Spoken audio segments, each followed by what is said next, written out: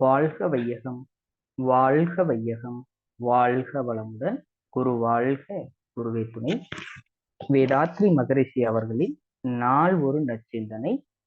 நாள் டிசம்பர் 31. தலைப்பு மனிதன்.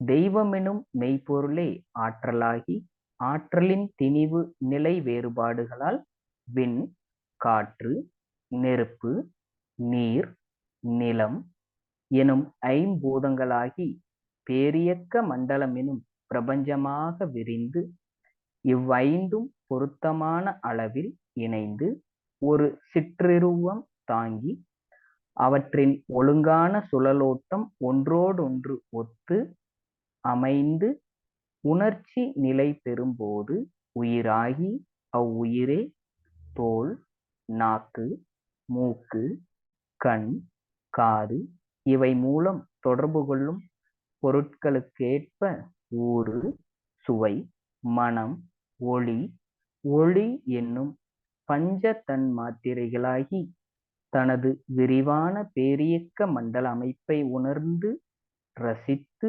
இன்புற்று தன் முழுமை நோக்கி விரையும் பயணத்தில் தடைபடும் நிகழ்ச்சிகளையெல்லாம் துன்பமாகவும், தடையற்ற பயணத்தை இன்பமாகவும் உணர்ந்து துன்ப இன்ப நிலை காண ஓங்கிய சிறப்பில் வாழ்வின் உண்மையறியும் பேரார்வமாகிய 6ஆம் நிலை அறிவை பெற்று மனம், உயிர், மெய்ப்பொருள் என்னும் 3 மறை நிலைகளை உணர்ந்து நிறவும் முழுமையும் பெறத்தக்க பெற்று அமைதி பெற்ற ஒரு திரு உருவமே மனிதன்.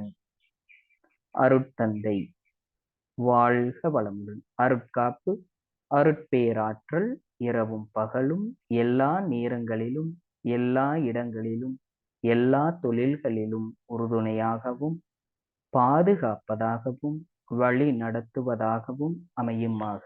வாழ்க வளமுடன்.